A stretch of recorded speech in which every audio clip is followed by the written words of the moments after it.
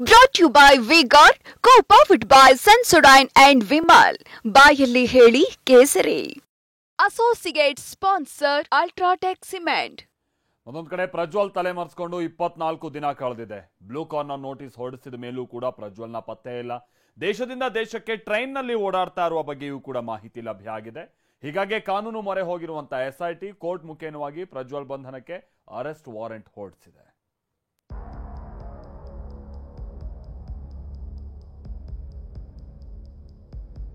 ಪ್ರಜ್ವಲ್ ಬೇಟೆಯಾಡಲು arrest warrant. ದೇಶದಿಂದ ದೇಶಕ್ಕೆ ಹಾರ್ತಾ ಇರುವ ಆರೋಪಿ ಪ್ರಜ್ವಲ್ ರೇವಣ್ಣ ಬಂಧನಕ್ಕೆ SIT ಮಹತ್ವದ ಹೆಜ್ಜೆ ಇಟ್ಟಿದೆ. ಪ್ರಜ್ವಲ್ ಬಂಧನಕ್ಕಾಗಿ ಕೋರ್ಟ್ ಮೆಟ್ಟಿಲೇರಿದ SIT ತಂಡ ಅರೆಸ್ಟ್ ವಾರೆಂಟ್ಗಾಗಿ ಮನವಿಯನ್ನ ಮಾಡಿತ್ತು. SIT ಮನವಿಯನ್ನ ಪುರಸ್ಕರಿಸಿ ಇದು ಇನ್ವರ್ಟರ್ AC. ನೀವು ಗ್ಯಾಮ್ಲರ್ ಅಲ್ವಾ? ಗ್ಯಾಮ್ಲರ್ ಜೂಜಾಡ್ತಿರಲ್ವಾ? ನೀವು ಜೂಜಾಡ್ತೀರಾ? ಇಲ್ಲ, ಯಾರು ಏನು ಹೇಳಿದ್ರು ಅಂತ ನೀನು ಎಷ್ಟು ಕಾಸ್ಟ್ಲಿ ಹಾಗೂ ಡೆಲಿಕೇಟ್ AC ತಗೊಂಡು ಸ್ಟೆಬಿಲೈಸರ್ ತಗೊಳ್ಳಿಲ್ಲ ಅಂದ್ರೆ ಇದು ಜೂಜಾಟ ತಾನೇ. ಒಂದೇ ಫ್ಲಕ್ಚುಯೇಷನ್ ಗೆ ನಿಮ್ಮ ಇನ್ವರ್ಟರ್ AC ಪಾರ್ಟ್ಸ್ ಡ್ಯಾಮೇಜ್ ಆಗಬಹುದು. ಅದನ್ನು V-Guard ಉಪಯೋಗಿಸಿ ಸುರಕ್ಷಿತವಾಗಿರಿಸಿ. V-Guard, India's #1 stabilizer. ಜನಪ್ರತಿನಿಧಿಗಳ ವಿಶೇಷ ನ್ಯಾಯಾಲಯ ಪ್ರಜ್ವಲ್ ಬೇಟೆಗಾಗಿ ಅರೆಸ್ಟ್ ವಾರೆಂಟ್ ಹೊರಡಿಸಿ ಆದೇಶವನ್ನ ಹೊರಡಿಸಿದೆ. ವಿದೇಶದಲ್ಲಿ ಇದ್ದಷ್ಟು ಸಂಸದ ಪ್ರಜ್ವಲ್ ರೇವಣ್ಣ ಸೇಫಾ? ಅರೆಸ್ಟ್ ವಾರೆಂಟ್ ಇದ್ರೂ ಪ್ರಜ್ವಲ್ ರೇವಣ್ಣ ಬಂಧನ ಕಷ್ಟ. ಒಂದ್ ಕಡೆ SIT ಪ್ರಜ್ವಲ್ ಬಂಧನಕ್ಕೆ ಅರೆಸ್ಟ್ ವಾರೆಂಟ್ ಅನ್ನ ಹಿಡಿದು ಕೂತಿದೆ. ಆದ್ರೆ ಅರೆಸ್ಟ್ ವಾರೆಂಟ್ ಜಾರಿ ಇದ್ರೂ ಪ್ರಜ್ವಲ್ ಬಂಧನ ಕಷ್ಟ ಅಂತ ಹೇಳಲಾಗ್ತಾ ಇದೆ. ಯಾಕಂದ್ರೆ ಅರೆಸ್ಟ್ ವಾರೆಂಟ್ ಜಾರಿಯಿಂದ ರೆಡ್ ಕಾರ್ನರ್ ನೋಟಿಸ್ ಹೊರಡಿಸೋದಕ್ಕೆ ಅಸಾಧ್ಯ ಆಗಿದೆ. ರೆಡ್ ಕಾರ್ನರ್ ನೋಟಿಸ್ ಜಾರಿಗೆ ಚಾರ್ಜ್ ಶೀಟ್ ಮುಖ್ಯ ಆಗಿದೆ. ವಿದೇಶದಲ್ಲಿದ್ದಾಗ ವಾರೆಂಟ್ ಮೇಲೆ ಆರೋಪಿ ಬಂಧನ ಅಸಾಧ್ಯ. ಒಂದ್ ವೇಳೆ ಬಂಧನ ಮಾಡಲೇಬೇಕು ಅಂತ ಅಂದ್ರೆ ಆರೋಪಿ ಪ್ರಜ್ವಲ್ ವಿರುದ್ಧವಾಗಿ ಚಾರ್ಜ್ ಶೀಟ್ ಅನ್ನ ಸಲ್ಲಿಸಬೇಕಾಗುತ್ತೆ. ಹೀಗಾಗಿ ವಿದೇಶದಲ್ಲಿ ಇದ್ದಷ್ಟು ದಿನ ಸಂಸದ ಪ್ರಜ್ವಲ್ ರೇವಣ್ಣ ಸೇಫ್ ಅಂತ ಹೇಳಲಾಗ್ತಾ ಇದೆ. ಬ್ಲೂ ಕಾರ್ನರ್ ನೋಟಿಸ್ ಹೊರಡಿಸಿದ್ರು ಚಳ್ಳೆ ಹಣ್ಣು ತಿನ್ನಿಸಿದ ಪ್ರಜ್ವಲ್ ಏರ್ಪೋರ್ಟ್ಗೆ ಹೋದ್ರೆ ಲಾಕ್ ಆಗ್ತೀನಿ ಅಂತ ಜರ್ಮನಿಯಿಂದ ಲಂಡನ್ಗೆ ಟ್ರೈನ್ ನಲ್ಲಿ ಪ್ರಯಾಣ ಮಾಡಿರೋ ಬಗ್ಗೆ ಮಾಹಿತಿ ಲಭ್ಯ ಆಗಿದೆ. ಹೀಗಾಗಿ ಕಾನೂನು ಮುಖೇನವಾಗಿನೇ ಪ್ರಜ್ವಲ್ ರನ್ನ ಕಟ್ಟಾಕೋದಕ್ಕೆ SIT ಅರೆಸ್ಟ್ ವಾರೆಂಟ್ ಜೊತೆಗೆ ಪಾಸ್ಪೋರ್ಟ್ ರದ್ದು ಮತ್ತು ಬ್ಯಾಂಕ್ ಅಕೌಂಟ್ ಫ್ರೀಸ್ ಮಾಡೋದಕ್ಕೆ ಕಾನೂನು ತಜ್ಞರ ಸಲಹೆಯನ್ನ ಪಡಿತಾ ಇದ್ದಾರೆ. SIT ಇಂದ ದೇವರಾಜೇಗೌಡ ವಿಚಾರಣೆ.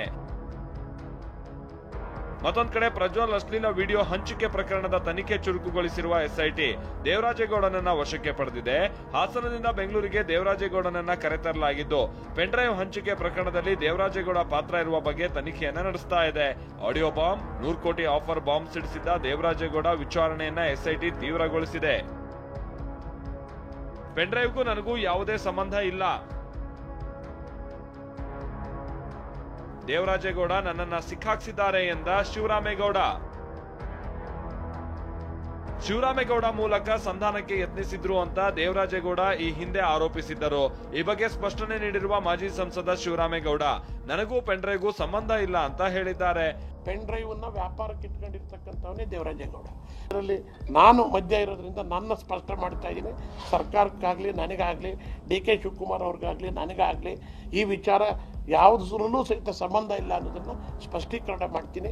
ನಾನು ಎಲ್ಲೋ ತಪ್ಪು ಮಾಡಿದ್ನೋ DK ಶಿವಕುಮಾರ್ ಹತ್ರ ಕರ್ಕೊಂಡು ಹೋಗೋಕ್ಕೆ ಅವ್ನು ಕೇಳಿದಾಗ ನಾನು ಫೋನ್ನಲ್ಲಿ ಮಾತಾಡಿಸಿ ಒಂದು ದೊಡ್ಡ ಮಹಾಪರಾಧ ಮಾಡಿಬಿಟ್ಟೇನೋ ಅಂತ ನನಗೆ ಬೇಜಾರಾಗ್ಬಿಟ್ಟಿದೆ. ನಿಜ ಹೇಳಬೇಕು, 29ನೇ ತಾರೀಕು ಅವನ್ನ ಭೇಟಿ ಮಾಡಿದ್ದ ಫೋನ್ನಲ್ಲಿ. ಅದು ಬಿಟ್ಟರೆ ಅದಕ್ಕಿಂತ ಮುಂಚೆ ಅವ್ನು ನನಗೆ ಪರಿಚಯ ಇಲ್ಲ. 26ನೇ ತಾರೀಕು ಸಾಯಂಕಾಲ ಬಿಟ್ಟರೆ ದೇವರಾಜೇಗೌಡ ಯಾರು ಅಂತ ನನಗೆ ಗೊತ್ತಿಲ್ಲ.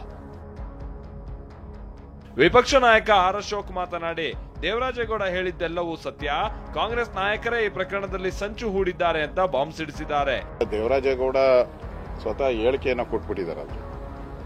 ನನಗೆ ದುಡ್ಡು ಆಫರ್ ಮಾಡಿದ್ರು, ಮತ್ತೆ ಅವರು ಅವರ ಹತ್ರ ಇರುವಂತ ದಾಖಲೆಗಳನ್ನು ಬಿಡುಗಡೆ ಮಾಡಿದಾರಲ್ಲ, DK ಶಿವಕುಮಾರ್ ಮಾತಾಡಿರೋದು ಇವೆಲ್ಲ ದಾಖಲೆಗಳನ್ನು ಬಿಡುಗಡೆ ಮಾಡಿದ್ದಾರೆ. ನಾನು ದಾಖಲೆ ಬಿಡುಗಡೆ ಮಾಡಿದ್ರೆ ಸರ್ಕಾರನೇ ಬಿದ್ದೋಗ್ತದೆ ಅಂತ ಮಾತನ್ನು ಹೇಳಿದ್ದಾರೆ.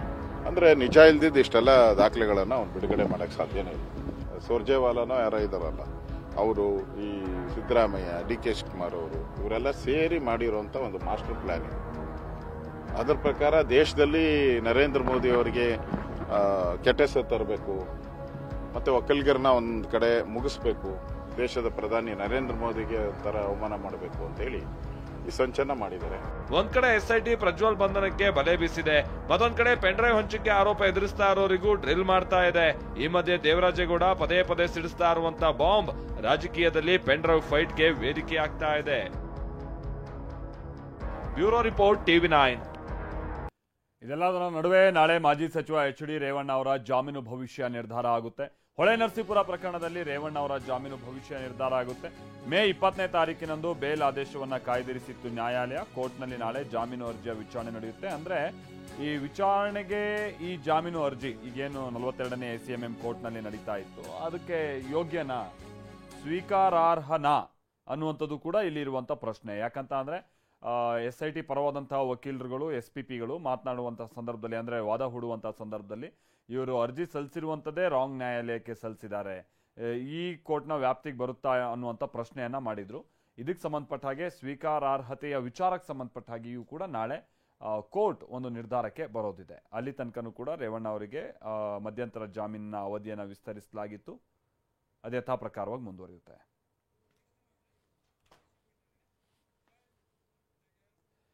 Brought to you by V-Guard, co-powered by Sensodyne and Vimal. ಬಾಯಲ್ಲಿ ಹೇಳಿ ಕೇಸರಿ. Associate sponsor Ultratech Cement.